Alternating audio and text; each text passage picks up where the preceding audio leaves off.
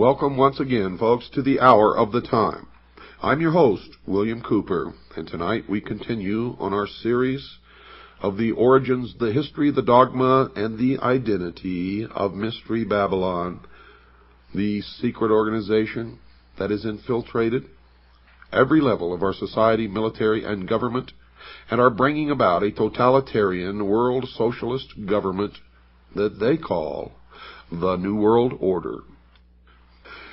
How would you feel if I were to tell you that income tax is voluntary, and if you know how to untax yourself, you would never have to file another income tax return, pay income tax, or keep the records associated with those who are termed taxpayers?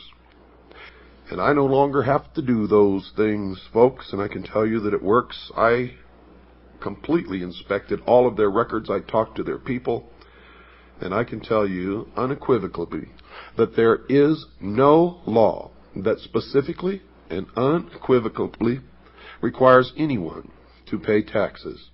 And if you do it right, you will never have to pay them again.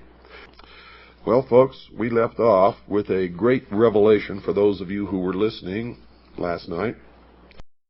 If you really want to know what's going on, how it has been kept alive for thousands of years, and what the ultimate goal is, their origins, their history, their dogma, and their absolute identity, then you need this whole series. Well, let me continue. And I think tonight is really going to open your eyes. And remember, we're nowhere near even begun. We got a lot of shows to do on this, folks. And it's going to blow your mind if it hasn't already. I think some of you out there already know that. Now, if we concede that Osiris is the positive pole of the universal life agent, as the mystery school does, then Isis becomes the receptive pole of that activity. He is the doctrine, she is the church. As in Christianity, it is customary to refer to the church as the bride of Christ. So in Egypt, the institution of the mysteries was the great mother, the consort of heaven herself. From this interpretation, we gain a deeper insight into the symbolism of the whole Osirian cycle. Isis, you see, becomes the temporal order of the priesthood, the accumulative body of initiates. She is personified as the temple. She is the mother of all good, the protectress of all right, and the patron of all improvement. Now remember, this is the belief of the mystery schools. I'm not telling you what I believe. What you're learning on this program is what the mystery religion really is. Its origin, its history, its dogma, and its identity. So don't get confused here. Don't get confused. According to the mystery schools, she ensures nobility, inspires virtue, and awakens the nobler passions of the soul. As Diana of Ephesus, she is the multimamia who feeds all creatures from herself. And many of you may have seen illustrations in books or little statues or portraits or pictures on somebody's wall of Isis in the role of the multimamia, where she has many breasts all over her torso and on her legs and arms, all over her body. Well, that's what this represents. As Diana of Ephesus, she is the multimamia who feeds all creatures from herself.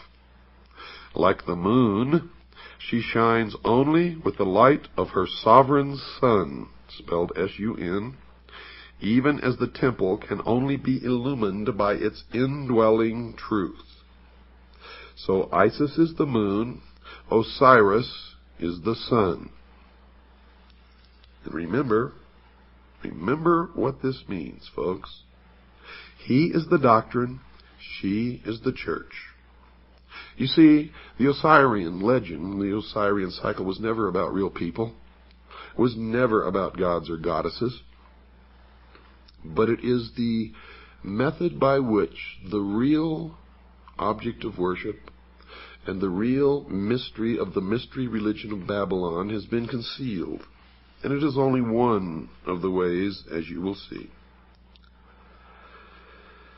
Typhon, according to the mystery schools, is the embodiment of every perversity.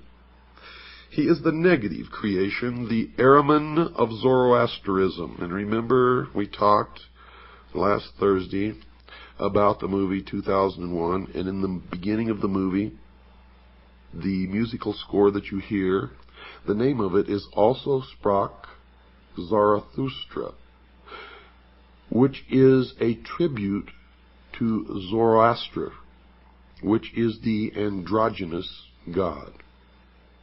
The combination in one of the positive, the negative, good, evil, male, female, etc., etc., etc.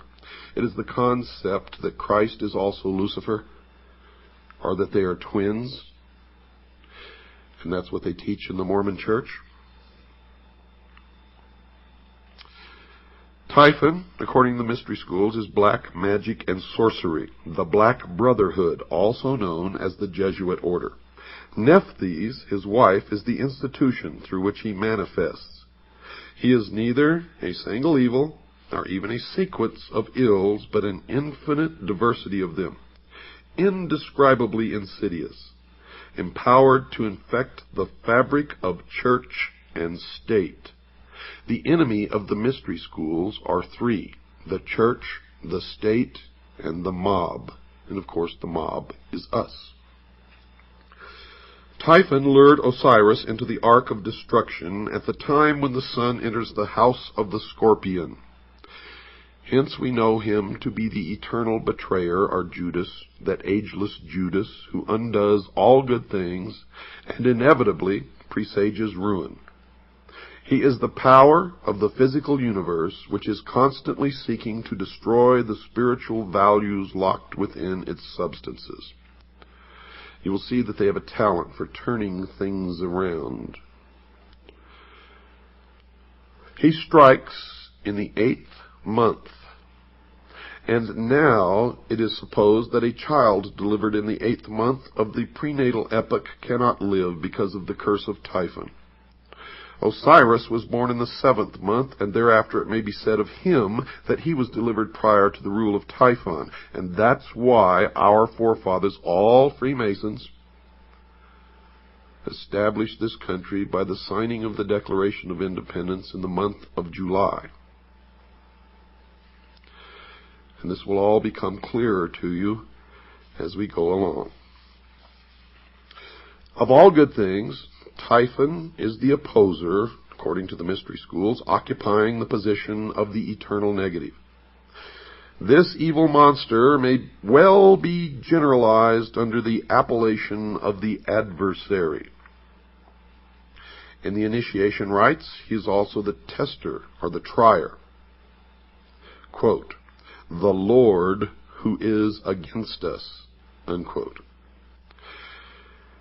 According to the mystery religion, he is the personification of ambition, and ambition is the patron of ruin.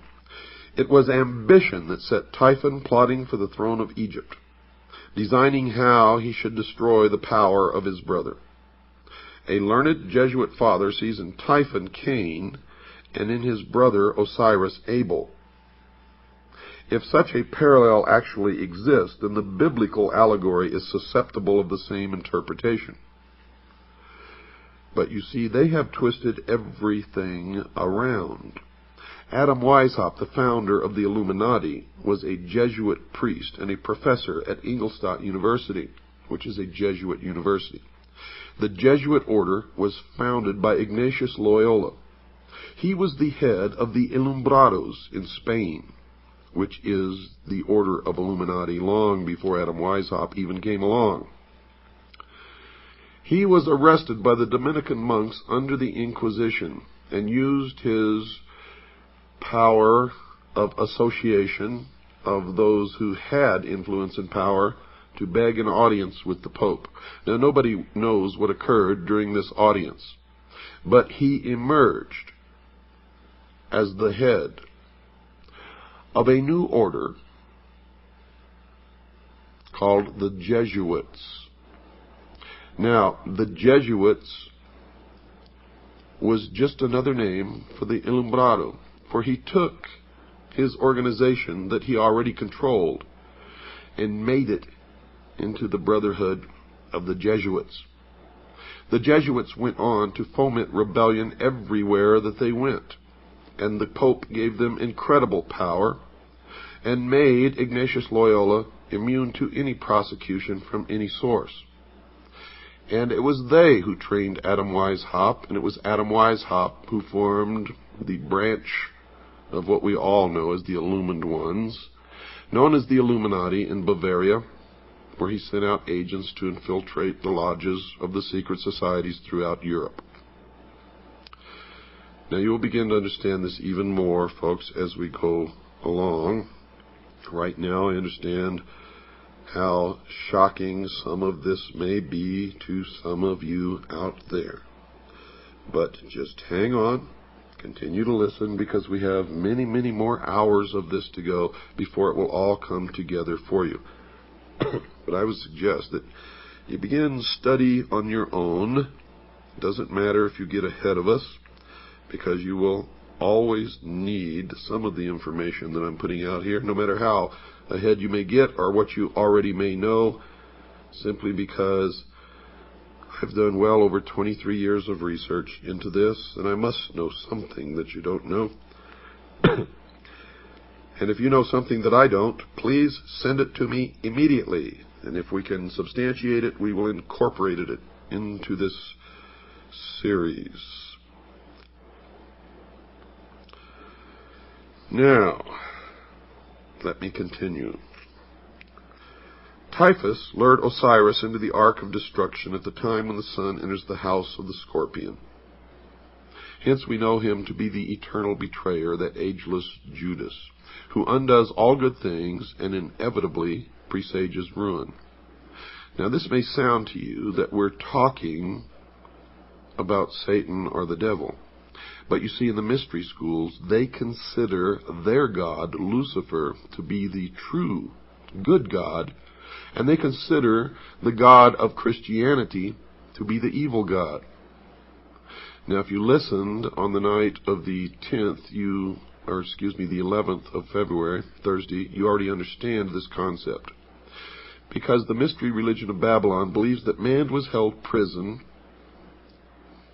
in the bonds of ignorance in the Garden of Eden by an unjust, vindictive God. Lucifer, through his agent Satan, and many believe them to be the same entity, and that's okay. Lucifer, through his agent Satan, released man from the bonds of ignorance with the gift of intellect. And through the use of that intellect, man himself will become God. And that's the heart and soul of the dogma of the mystery religion of Babylon. Now, since I am taking the content of all of these episodes directly from their own teachings and their own writings, so that you'll know that this is exactly what they believe, sometimes it may sound to you like these are the good guys. But remember, they are the ultimate perfection of deception. And they have intentionally made it this way so that they can get people to join them and stay with them until they're so deeply involved and committed that it's too late. And that is why the degrees of initiation. So stick it out and you'll find out that these guys are the greatest liars, deceivers, manipulators, and scum that exist upon the face of the earth. Typhon, in their teachings, is the desire of the few pitted against the good of the many. Now, if you understand what I just said, you understand that these are communists, socialists. They believe Typhon is the spirit of dissension and discord that breaks up unity of purpose by setting factions against each other so that great issues lose the name of action. The desire for riches, pomp, power, and, listen to this, folks, sovereignty by which this evil genius was obsessed, reveals the temptation by which humanity is deflected from its ultimate goal and led into the byways of sorrow and despair. Typhon, the queen of Ethiopia, and the 72 conspirators represent the three destructive powers preserved to modern Freemasonry as the murderers of the master builder Hiram Abiff. You will see that Hiram Abiff was never murdered. In fact, in the Bible you will see that when the Temple of Solomon was completed, he went back home to Tyre. But in the Freemason legend, Hiram Abiff, the master builder, was killed and the temple was never completed. So everybody is blaming all of this upon the Jews. It is not the Jews, folks, because all of this is a front. It's symbology for what they really, really mean. Hiram Abiff was really, folks, Jacques de Molay of the Knights Templar. And all of this will make much more sense to you several shows down the road, because we have lots and lots of information to go through before you put it all together. Now, these three destructive powers preserved to the modern mystery school known as Freemasonry as the murderers of the master builder Hiram Abiff, who was really Jacques de Molay, are ignorance, superstition, and fear, what they call the destroyers of all good things. When you get even deeper into their teachings, you find out that ignorance, superstition, and fear stand for the state, the church, and the mob. And those are the things that they have sworn to destroy and substitute themselves as the ruler of the world in a benevolent despotism, a totalitarian socialist state. Because from the very beginning, these people have been pure, true communists, socialists. They are the heart and soul and core of international socialism.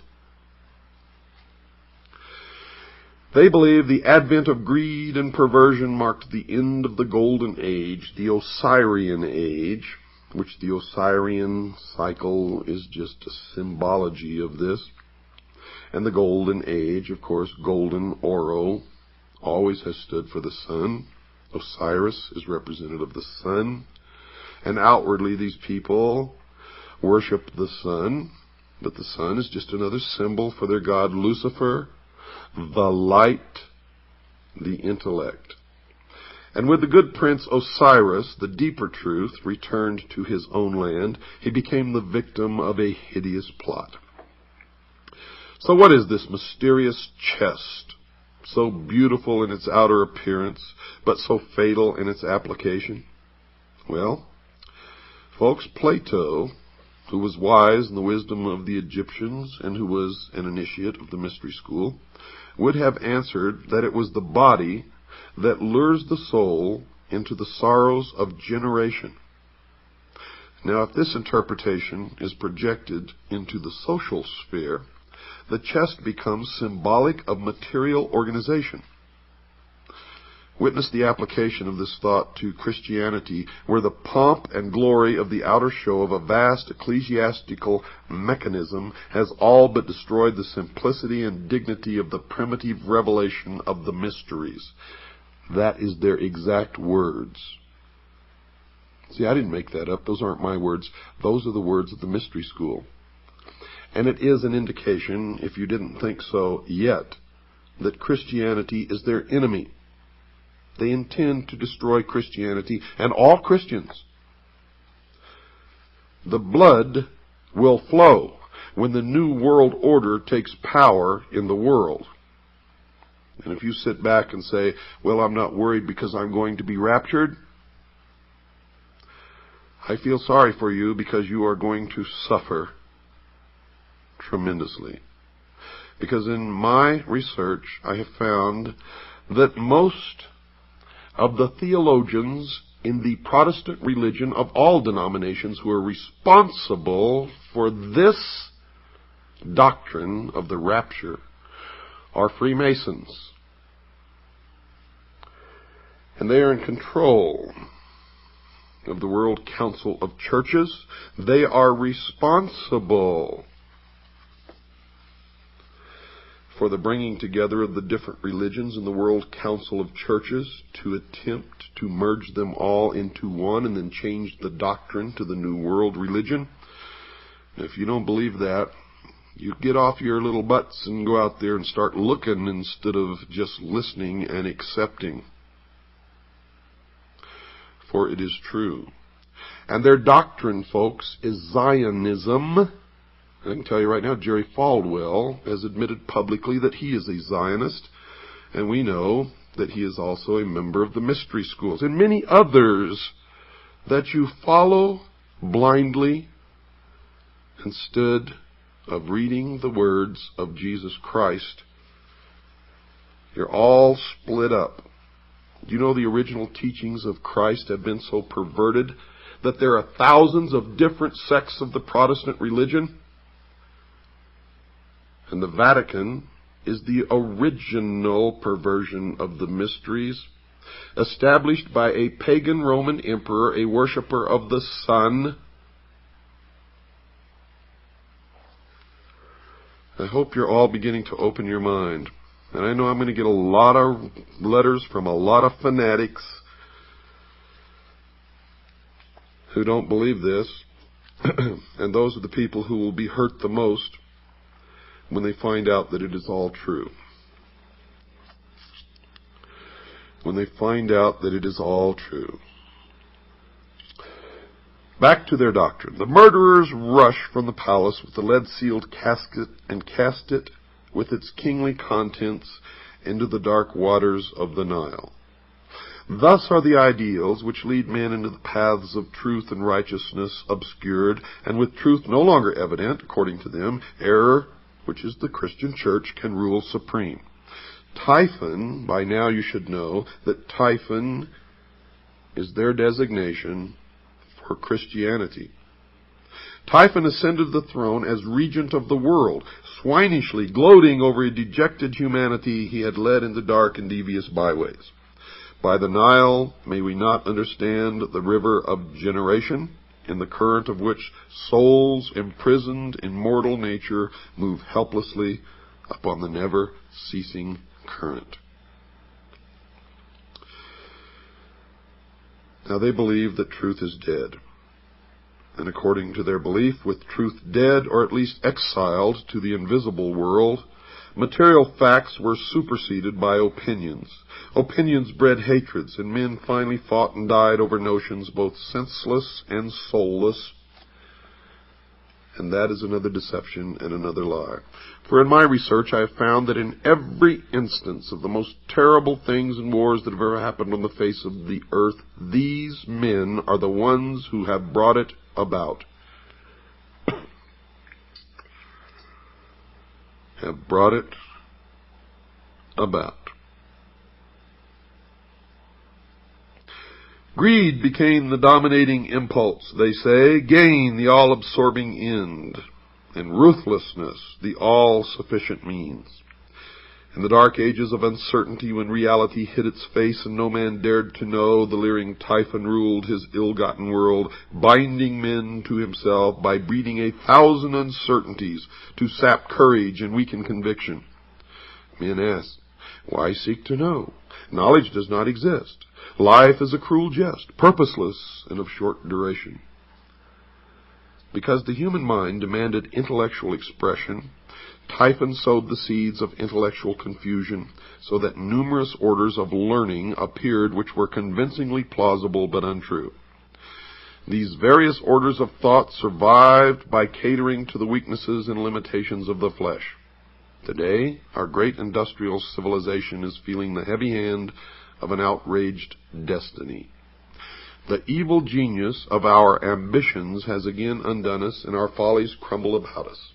Typhon rules the world, for the earth today is the arena of the ambitious. Remember?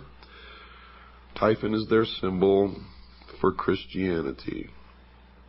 Don't go away, folks. I've got to take a short break. I'll be right back after this short pause. I want you to have a pencil and paper with you. I'm going to give you some information. I shall return. Well, That didn't take long, did it? Tonight's show, folks, is brought to you by the Pilot Connection. The Pilot Connection. Write down this address. 6333 Pacific Avenue, Suite 334, Stockton, California, 95207. That's 6333 Pacific Avenue, Suite 334, Stockton, California, 95207. Or you can call them at area code 209-957-5493. That's 209-957-5493. Who is the Pilot Connection, and what do they do? Well, the Pilot Connection is an organization, a First Amendment educational society that specializes in teaching people the true law about income tax. Did you know that income tax is voluntary? Well, it is, folks. But you just can't go and stop paying income tax and say, I volunteer not to pay, because you've entered into certain adhesion contracts which make you liable for income tax. But the Pilot Connection can tell you how to untax yourself legally and lawfully so that you never have to file another return, pay another nickel of income tax, or maintain the records that those designated as taxpayers because of their adhesion contracts have to do. No, if you go through the Pilot Connection, you will become legally designated a non-taxpayer. I am a member. I have done this, so have tens of thousands of other people. And I can tell you that it is true, that it works, and that you will have no problem with the IRS, unless, of course, Congress changes the laws down the road, and then we will have to see what those changes are if they do that. And if they change the law and then it becomes binding that we have to do it again, then we will have to do it. Okay. Now, if you would like information on how to join the Citizens Agency for Joint Intelligence, which is our private intelligence organization, the largest and the most successful in the world, and if you've been listening to this program, you know that that is true. Now, if you'd just like to join, send us $45. Just send $45. Tell us you want to become a CAJI member, and we'll put you on the rolls and send you all your information, your press credentials, and everything else that you get along with your membership. And believe me, it's well worth your while. Your money comes back to you 1,000-fold, as our members, our current members, will be happy to tell you. That is, if you use the benefits. Or if you would like a packet of information, or if you'd like to purchase my book, Behold a Pale Horse, which is 500 pages of the most suppressed information ever published in the history of the world. Call Stan. Talk to him. He's my right-hand man. His number is 602-567-6109. That's 602-567-6109. Or just write to Stan and ask him for a packet of information. Write to Stan, S-T-A-N. Post Office Box 889, Camp Verde, Arizona, 86322. That's Post Office Box 889, Camp, spelled C-A-M-P, Verde, which is Spanish for green, spelled V as in Victor, E-R-D-E, Arizona, 86322. Well, let's get back to where we left off, folks. What then of Isis, the mother of the mysteries? She who was so defiled and desecrated by the profane that her sages and prophets were forced to flee into the wilderness to escape the machinations of the evil one. Is she not the woman clothed with the son of Revelation who flees with her man-child into the wilderness to escape the evil purposes of the great dragon? Well, folks, that's what the mystery school believes, but I can tell you that's not true. You see, the mystery school was the original college run by Nimrod in the city of Babylon And the college was a college of priests who practiced the religion of the sun. The college, the adepts, the initiates, the priests were scattered all over the world when Seth, the son of Noah, came with an army and defeated Nimrod. And this is where the legend really comes from, because Seth chopped Nimrod up into little pieces and scattered him all over the land. In the legend of the Osirian cycle, Osiris was chopped into 14 pieces. Isis came to put him back together again and bring him to life. She could find all the pieces save one, the phallus, or the generative force. It is now known as the lost word of Freemasonry. And the phallus is represented by the obelisk, the monolith. It is the penis of Osiris, the generative force. It represents the lost word of Freemasonry. It represents the Luciferian philosophy. It represents the light, the sun, Lucifer, the intellect. In Dealey Plaza, you will find an obelisk. In Washington, D.C., you will find an obelisk known as the Washington Monument. In the courtyard of the Vatican, you will find an obelisk. Should I continue? The family in England, whose estates are called Scion House, has an obelisk on their lawns. Should I go on? I will. I will go on and on and on and on until you either wake up or I am dead, one or the other.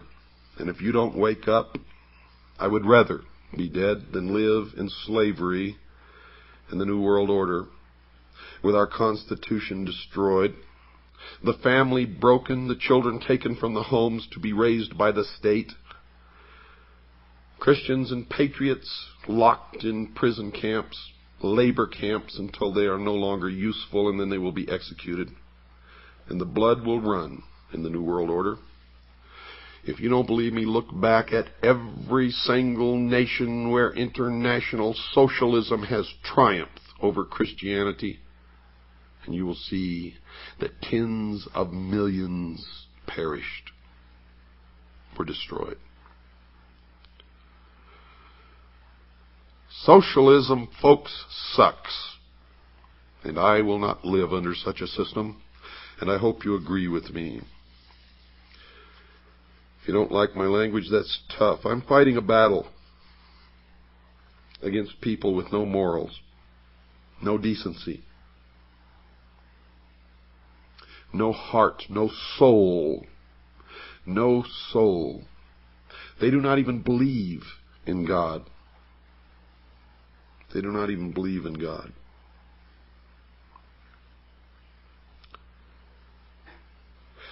The glory of Egypt, according to these people, ceased with the death of Osiris.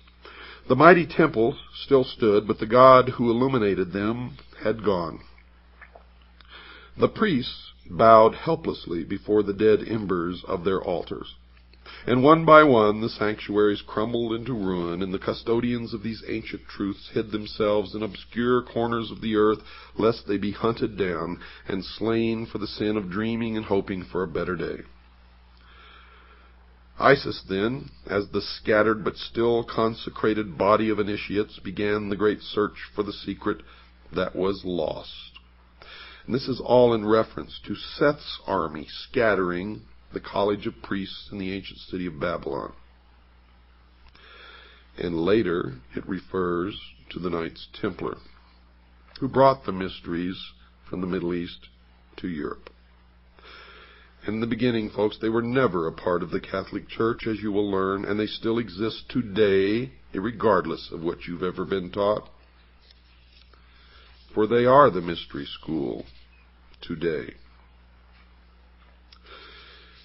In all parts of the world, according to their teachings, the virtuous raised their hands to the heavens, pleading for the restoration of the reign of truth.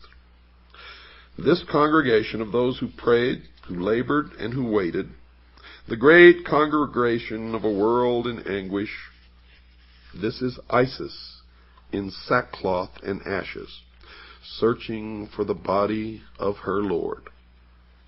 Searching in all parts of the earth and throughout innumerable ages, inspired men and women, the congregation of the just, at last rediscovered the lost arcana and brought it back with rejoicing to the world over which it once ruled. Isis by magic, for the initiated priests were all magicians, and they are magicians today, resurrected the dead god, and through union with him brought forth an order of priests under the collective title of Horus the hawk, the all-seeing bird, whose eye is on the reverse of the great seal of the United States of America. These were the Hurge Shesta, or the companions of Horus, and the chief of these, called by Lewis Spence the chief of the mysteries par excellence, appears to have worn the dog-headed mask of Anubis. Anubis was the son of Osiris by Nephthys, the material world, therefore represents the divine man, or the mortal being, who rose to enlightenment. And those who rose to enlightenment were considered illumined. Collectively, they are known as the Illuminati. And all of you who have fallen for the scam that the Illuminati does not exist, they do. For the term Illuminati merely refers to the collective body of those who are illumined or enlightened, and they are the Illuminati. Ambition, however, personified by Typhon, knowing that temporal power must die if divine power in the form of truth be reestablished, put forth all its power again to scatter the doctrine, this time so thoroughly that it should never be rediscovered. If Typhon, as Plutarch has suggested in one of his manifestations, represents the sea, then it appears that this second destruction of Osiris may refer to the Atlantean deluge. There's Atlanta again. Atlantis. Atlanta, the same. Go to Atlanta, Georgia, folks. Drive around in that city. You will see pyramids everywhere. You will see 666 everywhere. You will see the symbols, the all-seeing eye.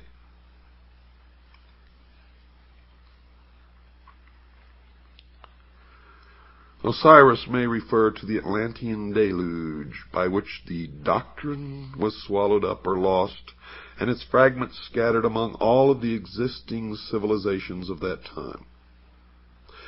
And the story continues. The body of Osiris, the secret doctrine, is divided into 14 parts. Remember, Osiris was chopped into 14 parts. They found all save one, the phallus or the penis of Osiris. Well, the body of Osiris represents the secret doctrine. It's divided into 14 parts and divided among the parts of the world. And the lost word of Freemasonry is the generative force, the lost part of Osiris, the lost part, the secret of the secret doctrine. So we must therefore understand that it was scattered through the 7 divine and 7 infernal spheres. The locusts and tails of India are by different symbolism, through the 7 worlds which are without and the 7 worlds which are within. The Kabbalah of the Jews. Bacchus was torn into 7 pieces by the Titans, and Osiris into 14 pieces. To use the words of Faber, quote, both these stories are in substance the same, for the second number is merely the reduplicate of the first. By a variation of much the same nature, the ancient mythologist added 7 Titanides and 7 Kabiri to the 7 Titans, unquote. The parts of Osiris were now scattered so hopelessly that ambitious Typhon, or the Titans, felt his authority to be secure at last. But wisdom is not thus easily to be cheated. Listen to this carefully, folks. This is their own words. In the dark retreats of Islam, the Sufi explored the depths of nature. Among the Jews, the learned rabbins unraveled the intricate skein of Kabbalism. Among the Greeks, initiates rose to life through the nocturnal rituals of Eleusis. In India, neophytes were brought to the contemplation of the triple-headed Brahma at Elephanta and Ellora. Through the Middle Ages, the alchemists in their retreats explored the infinite chemistry of existence. The Illuminati sought the pearl of great price, and Rosicrucian adepts sought to recast the molten sea. All these together were but Isis, still searching for the members of her Lord. At last, according to the tradition, all these parts were restored again but one. But this one could not be returned. Now you understand why I tell you it's not the Jews, folks. If you're persecuting the Jews, you're making a big mistake. It is some of the Jews. It is some of the Catholics. It is some of the atheists. It is some of all of the people of all of the nations and races and religions of the world. And outwardly, if they attend a church in your neighborhood and profess to believe in that religion, it is a lie. It is how they gain influence and power in that community. For they worship one God and one God only in the temple without windows, the headquarters of which in this country is exactly 13 blocks from the White House. The Egyptian allegory tells us that the phallus of Osiris was swallowed by a fish. Now, folks, this is most significant, and we may even infer that mankind itself is the fish, but it even goes any further, for this age has been known as the age of Pisces, the fish. The significant force and the power in the age of Pisces was Christianity, and the fish actually refers to Christianity. The phallus being the symbol of the vital power of the mystery school, and so used in Egyptian hieroglyphics. The phallus, then, is the lost word which is not discovered, but for which a golden replica is substituted. In the Egyptian hieroglyphics, the physical body, after the death of the soul or its departure therefrom, is called the Khat, or Khat, and the hieroglyphic for this is a fish. Thus, the physical body of man is definitely tied up in symbolism with the creature which conceived son, Horus, a term concealing the collective body of the perfected adepts who were born again out of the womb, swallowed the triple phallus of Osiris, the threefold generative power. This golden phallus is the three-letter word of Freemasonry, concealed under the letters A-U-M. And all of those of you in the New Age movement, or all of those of you who fell for all these gurus who came over here and taught you to sit and meditate, and while you were meditating, hum this Aum, A-U-M. The golden phallus is the three-lettered word of Freemasonry concealed under the letters A-U-M. How do you feel, sheeple? And why do you do these things? Because somebody tells you to. Isis, by thus modeling and reproducing the missing member of Osiris, gives the body of the god the appearance of completeness, but the life power, folks, is not there. Isis, the priesthood, with their initiatory process, had accomplished all that could be accomplished by natural philosophy. Therefore, recourse is again had to magic. The golden phallus is rendered alive by the secret processes rescued from the lost book of Thoth. Thus the divine power of Osiris is restored through the regeneration of man himself and the processes of initiation. In the Greek system, man was rendered divine because his composition contained the blood of Bacchus, they believe, and in Egypt because it contained the seminal power of Osiris. The institutions raised in the world to perpetuate the deeper truths of life, according to them, labored on through the centuries, seeking for the lost key, the living crux ansata, which, if rediscovered, would enliven and impregnate the whole world and restore the good king Osiris to the throne left empty by his cruel death. The purpose of the Osiric rite is therefore revealed as twofold. The first motive was the almost hopeless effort made by the bereaved Isis to restore her husband to life. She hovers above his corpse in the form of a bird, trying to restore his breath by the fluttering of her own wings. This ceremony is concealed in the Book of the Respirations. The causing of Osiris to breathe again is the great abstract ideal. The second and more imminent motive which actuated Isis was to avenge herself upon Typhon, Christianity, and to destroy his power over the world. This she determined to accomplish through her immaculately conceived son Horus, which is a term concealing the collective body of the perfected adepts who were born again out of the womb of the mother Isis, the mystery school.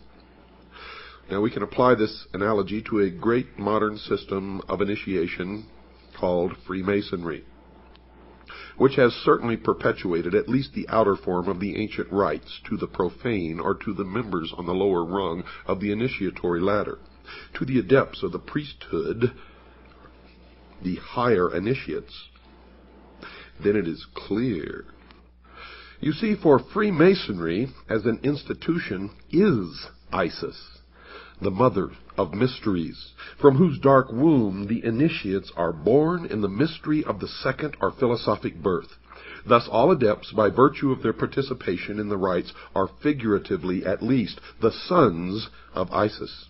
As Isis is the widow seeking to restore her lord and to avenge his cruel murder, it follows that all master masons or master builders are widows' sons.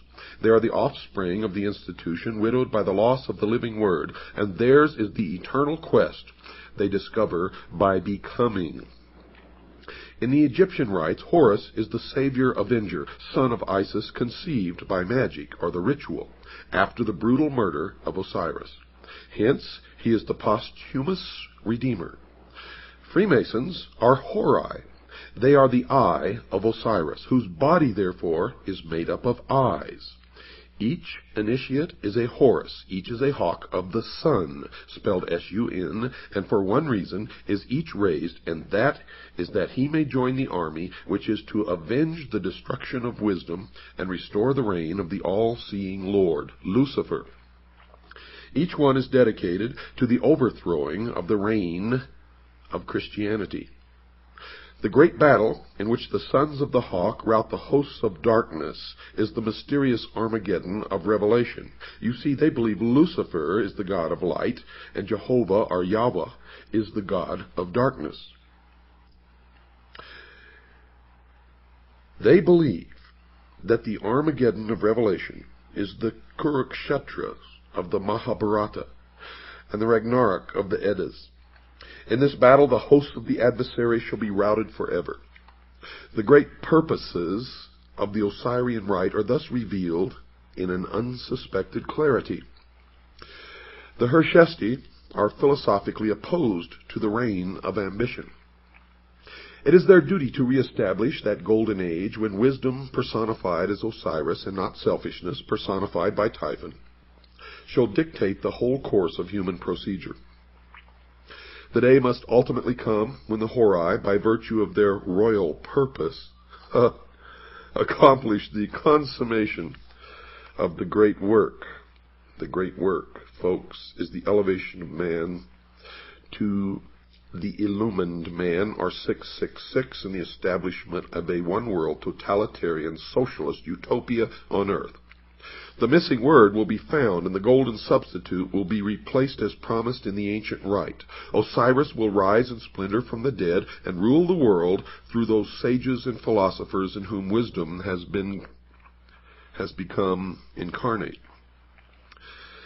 It should be particularly noted that the Egyptians do not regard Osiris as wholly dead, but view him as continuing to live in the underworld, where he superintends the ceremony of the psychostasia.